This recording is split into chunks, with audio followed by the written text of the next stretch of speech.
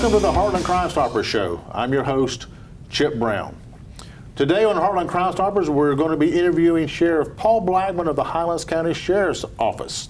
Sheriff Blackman, good to have you on the show today. Thank you for having me. Thank you for letting us come in and using your studio. It's a very nice facility you have here. Well, thank you very much. We owe that to the Board of County Commissioners, and it's a great new building for us, and we're certainly blessed to have it.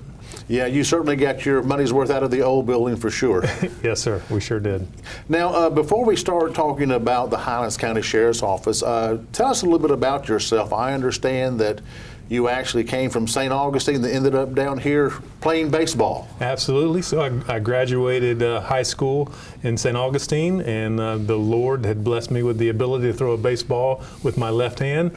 And through that, I was able to come down here and play baseball at South Florida Community College back then, and then at Weber University right up the road in Lake Wales. And I loved it down here and been here ever since. Now, you were a catcher, is that correct? No, pitcher. Pitcher, okay. Yes, I thought you were a catcher. Yeah, yep. Well, that's you were had the size, obviously, to be able to do that and the skill. Yep, and like I said, it's just a true blessing to have that ability and be able to relocate down here and meet my wife. And she explained to me that if you love Highlands County, or if you love me, you're going to love Highlands County, and I've been here ever since. So worked out well. Absolutely. Yeah. Now, how did you make the transition from playing baseball in college to being a deputy sheriff here at the Highlands County Sheriff's Office? So at that point, girlfriend, now my wife, her dad was a deputy sheriff here in Highlands County, and I was able and fortunate enough to go on a few ride-alongs with him and kind of got the bug. And at that point, Sheriff Howard Godwin gave me the opportunity, and that was 27, almost 28 years ago. I've been here ever since. Yeah, once that gets in your system like that, it's awfully hard to get it out. Absolutely.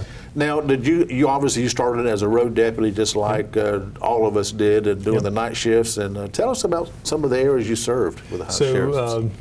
So through my career, I started out as a regular road patrol deputy in the Lake Placid area.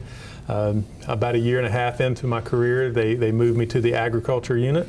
And in those days, you were an ag deputy as well as a canine handler, and I had a bloodhound, and I was able to fill that role for about 9 years, and we got some pretty good success. My bloodhound, his name was Jake, and we had great success, and through that, I was promoted to the corporal over the canine unit, and then kind of moved around in investigations and back to patrol, and that was about the time that Sheriff Godwin retired and Sheriff Benton came in, and then I had the opportunity to be a watch commander, a captain over uniform patrol, and then a captain over training and the judicial services, and then a captain in the jail. And then Sheriff Benton in 2015 said she was going to retire, so I ran for office, and I was fortunate enough, and God blessed me again and had the opportunity to take office. Yeah, it's really amazing how those things in your career that you don't think are, why am I doing this, and why am I here? Now that you are the sheriff, you can look back and can really draw on those experiences. Absolutely, and I think those different areas that I had the opportunity to serve in certainly made me a more complete deputy sheriff and a complete person of this organization, and I'm certainly thankful for both Sheriff Godwin and Sheriff Benton to give me those opportunities. Yeah, and how was that transition? I know as you're going, when you're have somebody to report to, to the sheriff as you move up, and all of a sudden one day you are the sheriff. That's a big jump. Well, it is a big jump, and it's a lot of responsibility, but I still think I am accountable, and I hold myself accountable to the citizens of Highlands County. I still answer to them every single day, and it doesn't matter what time of day or what day it is. If my phone rings, I'll answer it and talk to them, or if they come in a lot of times unannounced, I will make time in my schedule to sit down with them and hear their concerns and figure out what's going on and see if we can help them through an issue. So I'm still accountable. Just instead of to a sheriff, I'm accountable to the citizens. Yeah, and that's actually probably a much higher degree of responsibility. Absolutely, absolutely. Now, I know that you have a number of new programs and things that you're implementing, with Highlands County. Tell us about some of those. So a couple of different things that we've started doing since I took office in 2016. We are allowing our deputies, we're using more of a SARE model approach. and we're allowing our deputies to identify problems. Once they identify that problem, kind of analyze it, see what we can do. We found that we were going to calls over and over again. So A shift would respond to a call and answer that particular call for service, and then the B squad or C squad was going right back out there again. So we allowed them the decision-making ability and authority to handle these different projects. One happened to be a prostitution problem up in the Avon Park area, and they were able to apply a Sarah model project to that, and we haven't had any problems since. Another concern that we were having is with traffic in the neighborhoods and traffic control in the neighborhoods and some speeding. Well, we would respond out, when someone called, but we had no way of documenting we were out there, and people a lot of times would be at work and not know we were there. So we came up with one of the projects that we have here behind us, Drive Like Your Kids are here, and so we would take those signs upon request, put them in someone's yard, and then a deputy would go out and conduct traffic enforcement. And then we created some door hangers, and we would take a door hanger and hang on that person's door, stating what time we were there in their neighborhood, how many traffic citations were issued, or how many warnings were issued, or how many traffic stops were made while they were at work or whatever. And we got a lot of positive responses from that as people would return home from work and see the door hanger on their front door or garage door and know that we were in the neighborhood while they were gone. Yeah, and that's so important for your customers, for the citizens, to know that you're listening to them and actually doing something and having some kind of concrete door hanger with the stats on that, yes, I was here during this time, this is what we did. And as people drive, they're preoccupied with their work or with, what they're going to make for dinner or the next call they've got to make for, and a lot of times I don't think they really intend to speed, but they just distracted. Absolutely. Distracted is a good way to put it. And I think everyone, myself included, we seem to be in a big rush these days instead of just slowing down and taking our time getting to where we need. We have so many responsibilities and so many things we have to get done in a day's time that we're constantly rushing from point A to point B and trying to get all these things done. I noticed, talk about distracted, not only when you're driving, from home or from work, but when you get home, you're distracted, and so many people just forget to take the simple step of locking their car. I know you have a 9 o'clock routine that you Absolutely, use. we do. We do have a 9 p.m. routine where our PIO, Scott Dressel, puts out a reminder every single night. He usually makes it pretty funny and then kind of comical, a little meme or something that goes out with it, but just reminding our citizens here in Highlands County, or ones that use our social media, don't have to be in Highlands County, but those who subscribe to our social media, they get a reminder every night to go outside and make sure your doors are locked up, and you bring any type of valuables that are inside your vehicle, you bring them in with you. It's kind of like when I was growing up, my mother would always remind me to brush my teeth. I knew I was supposed to brush my teeth, but sometimes you need that little encouragement to go ahead and do that. Now you have another sign back here that you have now. Yep. So our See Something, Say Something is our next campaign that we're moving into.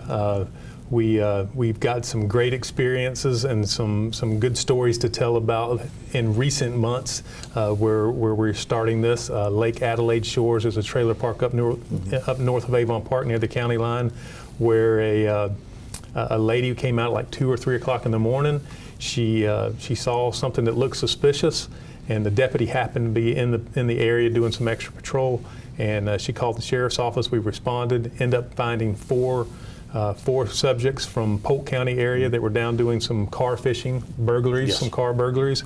End up recovering about $4,000 in property and a bunch of different cases that we were able to solve, not only in Highlands County but in Polk County as well. And we were glad to see that. And then just as recently as last week, the end of last week, someone saw a vehicle in a grove. They thought it was suspicious in the Lake Placid area. The vehicle was kind of stuck, called for a deputy. Instead of just driving by and not doing anything, called for a deputy. The truck ended up being stolen. We arrested after a lengthy canine track, arrested 2 suspects in that case and recovered a stolen gun and a stolen truck. So that's what we're trying to get out now, is to see something, say something, and don't just drive by and turn a blind eye to it. Call us and let us know. Even if it ends up being nothing, we certainly appreciate it. And we have to depend upon our citizens to help us out in a lot of cases. Oh, absolutely. And people don't have to be nosy. You just have to be aware. Absolutely. And like I say, just a call to you to check it out. It's just, they probably think it's nothing, but well, let me call anyway. And certainly we would encourage people to do that. And it just pays great dividends. Just be aware. It really, really does. And we also try to recognize those citizens in our quarterly recognition ceremonies. If they've done something and they've let us know, what was going on in the neighborhood, and it leads to a crime being solved, we bring them in, recognize them, and make them a true partner of the organization, so that they have something. They have something that makes them understand how important it is to us. Absolutely, because they really, as the old saying goes, they don't care how much you know until they know how much you care. Absolutely. Yep. And that really is something that is so important to law enforcement, especially, obviously, to you and your department. Yes, sir. So, Sheriff Blackman, thank you for being with us this morning. Going to ask you to stick around for a few minutes, if you don't mind. No problem. Heartland Crime Stoppers is a community-based program designed to help law enforcement solve crimes by identifying criminals while leaving those tips anonymous. Here's a look at some of our most recent unsolved cases. Wanted for murder. Polk County Sheriff's detectives are seeking the public's help in locating Ronaldo Ramirez Peraza. Ramirez Peraza is wanted for his involvement in the shooting death of 50-year-old Rayadale Armez Gonzalez of Mulberry. The shooting occurred at 441 Fernandez Street, Juanita, Florida, on Wednesday, December 18, 2019 at approximately 8:17 p.m. The Bartow Police Department is looking to solve the cold case homicide of Devin Washington, aka Blah, who was murdered on June 11, 2016 at 1915 East Laurel Street in Bartow, Florida. At approximately 11:45 p.m. that night, 2 unknown black males entered Washington's residence unannounced and began shooting the victim, causing his death. The unknown suspects were last seen traveling in a gray or silver SUV-type vehicle. This guy sees a mobile cart that the shopper, our victim, had left for a couple of minutes to look at merchandise. He inadvertently left the cell phone valued at $300 in the basket. The guy in the video circles the cart, looks around, and then you'll see him take the phone, and out he goes. On Friday, March 6th, 2020, the owner of this 2019 Polaris RZR with VIN number 3NS VDK992KH834671 reported that it was stolen from his residence on Moss Street in Haines City sometime during the evening hours of Thursday, March 5th. On March 5th, 2020, at approximately 7:45 a.m., a 12-year-old girl was walking southbound on 5th Street Northeast in Winter Haven towards Denison Middle School. A black male described as 30 to 40 years of age with a medium complexion and thin build drove up in a dark-colored minivan asking if she needed a ride. The victim declined, and then the same man approached her a second time at the intersection of 4th Street at Avenue A Southeast. He offered to pay her $20 if she would get in the van. She again refused and reported the incident when she arrived at school. Do you know where Dalton Martin is? He was wanted for second-degree murder and is from Mulberry. The homicide occurred in Hillsborough County. Employees were outside of Escape Computers, located at 527 US 17, 92 North, on December 20th, just before closing, when the pictured subject approached them at gunpoint and told them to get on the ground. The masked person stole a purse, which contained the night's deposit of about $12,000. The subject is believed to be a left-handed man between 5'10" and 6 feet tall. On February 29th, the man pictured walked to the counter at Pisano's Pizza on US 17, 92 West, with a pizza and handed a counterfeit $100 bill to the cashier. As employees went to verify the authenticity of the bill, the man grabbed the pizza and left the location. He was seen getting into the passenger side of an older Subaru WRX wagon. We are looking for the public's help in locating a scooter stolen from an East Hinson Avenue location early Tuesday morning. The scooter was secured by chains, but they were cut and the scooter was taken between midnight and 4 a.m. The scooter is a red 2008 Italica 150cc. Although these images may be hard to see, hopefully someone can help us identify the two in this video. On February 20th, 2020, at approximately 1:20 a.m., the pair were out for a stroll and walked in front of Elite Academy, located at 290 1st Street South. One of the guys decided to throw rocks at the window. The window was damaged to the tune of $800. If you have any information on any of the cases you've just seen, or any information on an unsolved crime, please contact Heartland Crime Stoppers and leave an anonymous tip. The toll-free tip line is 1-800-226-TIPS. That's 8477. You can also leave an anonymous web tip by going to www.heartlandcrimestoppers.com and click on the Give a Tip tab, or by going to www.p3tips.com.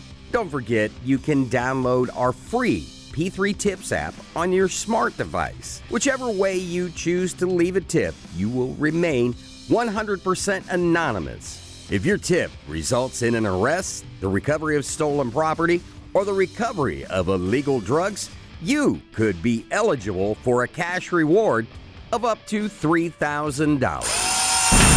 Welcome back to the Heartland Crime Stoppers Show. I'm your host, Chip Brown.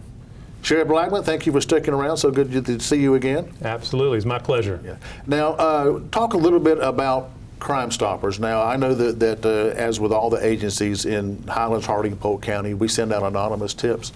Yep. It's really amazing sometimes how those are so helpful to you, aren't they? Absolutely, they are. And we just really couldn't do a lot of the cases that we're able to solve. We could not do without Crime Stoppers. It is just a pleasure when we have a case that we're working that's very important to one of our victims and very important to us. We don't have any leads or anything, and someone calls in with an anonymous tip, and it's generally a good tip. And we, especially when it involves some of our schools or some of our homicides here recently, we've really gotten some good information from that. So we're extremely happy to be a partner with Crime Stoppers. Yeah, and the good thing about people that may not be aware of Crime Stoppers or what it does, when people call, they remain anonymous. Yep. And if that tip ends in an arrest, the recovery of stolen property, or the recovery of illegal drugs, then they qualify for a reward. So. And we have spoken to several folks that have gotten that reward in a timely fashion. So it makes it extremely easy for the person giving the tip, and we have never received a complaint that or an indication that someone's identity was revealed. So it's whatever system that you're using, we don't even know who they are a lot of times, and so whatever system you're using seems to be doing okay. Yeah, when we don't have any recorded phone lines or caller ID or cookies, so when someone calls, they're given a number, and that's all we know them as. We don't ask how they know it, where they live or anything like that. So it's just a very good system, and we're glad that it helps you. It's just like fingerprints, yep. Or forensic evidence or DNA. It's just one of the tools, and we certainly are glad that it helps out your agency. That is very true, and just keep doing what you guys are doing, because it is a tool that we rely on a lot. Yeah. So thank you very much for that. Now, I know that you have another program that is fairly new that you have rolled out, the Cops Adapt program. Yes, sir. So the Cops Adapt unit is something that we started within the last couple of years. It is we recognized that we were having trust-based issues in some of our minority communities, and we also recognized that we were having, that's where a lot of our attempted homicides and our homicides were occurring, more so than anywhere else in our county. So we set out to start up a program where we took minority officers that generally grew up in those areas that they were going to be serving, and sent them through the police academy, made them deputy sheriffs, and then implanted them in the community from which they grew up. So there was already some relationships built there and some trust. And then we used those guys, those men and women, to respond to calls and build relationships in there, that we could be more successful and have trust-based relationships, not only with the men and women that we assigned in there with the Cops Adapt unit, but they're more so building a bridge between that unit and the main sheriff's office. I can tell you from a standpoint of personal experience going in there in some of our minority communities, which now we call partnership communities. Going into those partnership communities, I would not be approached. They would look at me from afar and not approach. Now I can walk down the streets in there, and kids will run out and hug you and ask you where you've been and you know what's going on, and just it's really a blessing that we put that Cops Adapt unit in some of these areas, and it really is working. We're seeing our information that we're receiving from the community go way up. We're seeing our crime in those areas go down. So we're excited of what the future is going to hold for that. Yeah, it is so hard and many times to get that trust built up where I don't know how to explain it, but they just are standoffish, because for so many years police officers were, you know, hey, we'll take care of this, we don't need your help. And now over the years, the last couple of decades, we've seen a big shift in that, where it's actually going back to, I guess, the way it used to be. And it's just like you say, just pace. The benefits are remarkable. Absolutely. Just in talking back and forth and understanding that, yeah, you may still get arrested or maybe get a ticket for speeding, or for if you do something, you know, wrong, doing something stupid. But you're not being targeted. You know, it's you're being fair. You know, it's not, you're not doing it to somebody and not somebody else. And just you know, being firm but being fair are so very important. Yes, they are. And we, prior to launching our Cops Adapt unit, we had community meetings and town hall meetings, and sat down with the community leaders in those areas and listened to what they wanted. What do you want from your law enforcement in those areas? And they wanted the same things that anybody else wanted. They wanted, you know, they wanted safe streets. They wanted a way of life that did not lead them to fear for, you know, fear for their property or fear for their loved ones. So the exact same thing that everybody else wanted, they wanted in those communities, and that's exactly what we're trying to give them. Yeah, and so much of this seems to be related right back to the drug problem that is just throughout the United States, not only, you know, here in Highlands County, but it's everywhere, and it's people just I don't think understand, unless you have a family member, a loved one, or a friend that's been involved in that.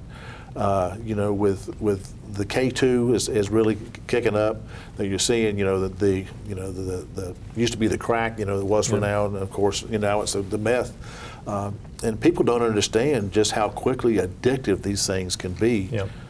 Yeah, we see a lot of the cocaine here. We see a lot of the meth. We see a lot of what they call mollies, which is the K2 and that kind of stuff. So we're seeing it. We're seeing it everywhere in our particular county, and our men and women in our undercover units, and our Cops Adapt unit, and in our TAC unit are working hard at it every single day to get that off the street. Yeah, well, we applaud you for that, and that's going to be an ongoing battle, and that's. To your credit, that's why you have to have your Cops Adapt and different programs, because it's never going to stay the same. It's always moving. It's like a moving target, and so you have to be proactive to address those issues. Yep. We just received a tip this morning, a walk-in. A guy came in, walked in. We made an arrest the other day, and he was it was an arrest dealing with some meth, and we didn't find all of it, and as a result of what he came in today and gave us that information, we will find it. So it's some good information, and that's basically his relationship that he has built with the Cops Adapt unit, why he came in today. So we're excited about that. And that's just the value of those programs. Yep. Now, I know we have just a few minutes left. Tell us briefly about your new mobile app that you have for the Sheriff's Office. So again, Scott Dressel, our PIO, he approached me with this probably about a year and a half ago, and just another way for us to communicate with our citizens that we serve. It is a free download. If you have an Apple device or an Android, just go to Highlands County Sheriff's Office mobile app, download the app, and you will have instant contact with us. There's several different, I don't know what they're called, the cookies or whatever that are on there that you can get into to find out information about what's going on at the Sheriff's Office, and it's a really good way to keep in contact with us. Yeah, because so much time, I mean, we're attached to our phones 24/7, it seems, anymore. But as we talked earlier, maybe if you're, in the grocery store waiting for your wife or waiting for the groomer to get your dog finished or getting a haircut, and you have time to go, people will pull out, their app and, sometimes play games, on their phone. Just go to the app, and read some of the current events, read what's going on, read how they can become involved. Absolutely, and not only that, but we do push alerts on that. So if you are getting your hair cut, you're in a store, in a restaurant, if there's something going on in that area, like a vehicle crash or an active shooter situation or whatever the case may be, you will get that information as soon as we get it. We push it out, and it comes in the way of an alert. And then you'll know to stay away from that area or to find a different route around that, so to not cause traffic issues. Sheriff Blackman, thank you for taking the time to be on the show. We appreciate all the work that you're doing for the county and that your deputies are doing for the citizens of Highlands County. Thank you. It's my privilege to be here, and thank you for everything you guys do at Crime Stoppers. That's going to do it for this edition of the Heartland Crime Stoppers Show. Remember, if you have any information on unsolved crimes and would like to report it and not only stay anonymous but be eligible for a cash reward, give us a call at 1-800-226-TIPS. That's 1-800-226-8477. You can also go to our mobile app, which is P3 Tips. This will download to your phone or other smart device that you have. You can leave anonymous tips that way, or you can also go to the website, www.p3tips.com. And remember, it's a crime, and you can help make sure that they don't get away with it.